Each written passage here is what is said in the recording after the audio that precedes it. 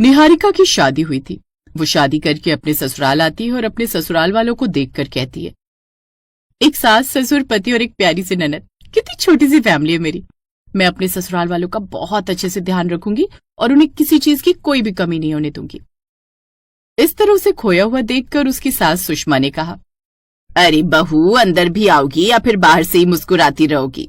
निहारिका अपनी सास की बात सुनकर घर के अंदर प्रवेश करती है। सब कुछ बहुत अच्छा रहता है। अगले दिन वो जैसे ही रसोई में जाती है तो कहती है, आज अपनी पहली रसोई की रस्म में ऐसा खाना बनाऊंगी कि सब लोग उंगलियां चाटते रह जाएंगे। अब निहारिका फ्रिज खोलकर देखती है तो उसमें एक भी सब्जी नहीं थी। ये देखकर वो हैरान हो जाती है और खुद से कहती है, ये सब क्या है? इस फ्रिज के अंदर तो एक भी सब्जी नहीं है। अब मैं क्या बनाऊंगी? निहारिका खुद से बात कर रही थी कि तभी उसकी ननद ऋतु रसोई में आती है और कहती है, अरे भाभी, आप इतना परेशान क्यों हो रही हो? हमारे यहाँ एक ही सब्जी वाला सब्जी देने आता है, वो भी हफ्ते में एक बार। इसीलिए शादी के चक्कर में हम लोगों ने सब्जियां खरीदी नहीं।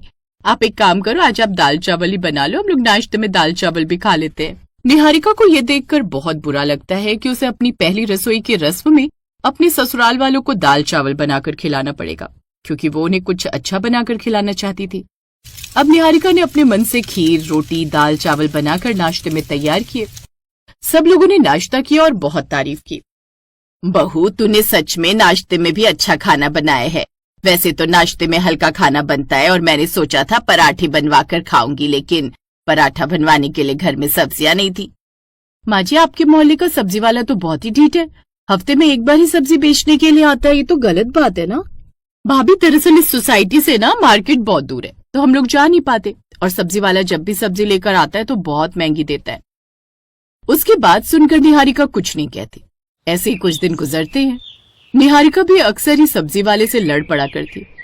भैया, 20 रुपए किलो घी है और आप 30 रुपए की बेच रहे हो। अरे आपने तो लूट मचा रखी है। बहन जी, इतनी दूर सब्जी देने भी तो आ रहा हूँ, उसकी मेहनत तो लूंगा ही ना।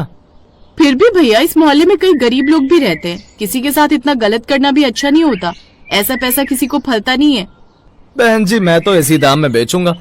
बहुत लोग सब्जी खरीदने के लिए हैं। आपको खरीदनी है तो खरीदो, वरना कोई बात नहीं। सब्जी वाला ये बोलकर चला जाता है। अब निहारिका को ये सुनकर बहुत गुस्सा आता है, जिसके बाद अब उसने सोच लिया था कि वो रसोई में ही थोड़ी बहुत सब्जियां उगाएगी। उसने कुछ बीजों का प्रबंध किया और मशीन ले आई, जिसके बाद कुछ खेती उसने घर की छत पर की और आधी सब्जियां उसने घर के अंदर ही लगाई।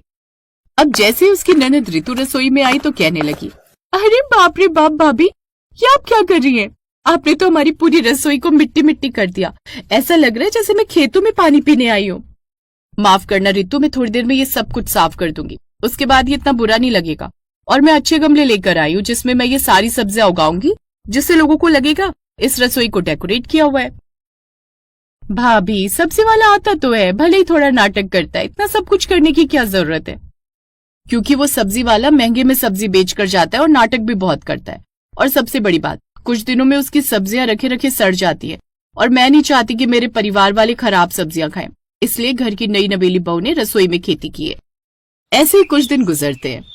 एक दिन उसकी सास रसोई में सुबह सुबह चाय बनाने आती है और वो एक गमले से टकरा जाती है और उसके पैर में चोट लग जाती है। अरे बाप रे, क्या रख दिया? ये बीच में इतना दर्द हो रहा है, मेरे पैर में चोट लग गई। उसकी आवाज सुनकर निहारिका दौड़ी दौड़ी रसोई में आती है और कहती है, माँ जी माफ कर दीजिए, गलती से ये गमला शाम को यहीं रखा रह गया था। मैं आगे से इस बात का ध्यान रखूंगी। मैंने तो सुना था तुम्हारे पिताजी अकाउंटेंट थे। हरकतें तो तुम किसान की बेटी वाली कर रही हो। क्या जरूरत है रसोई में इतनी सब्जियां उगाने की? माँ जी, मैं नहीं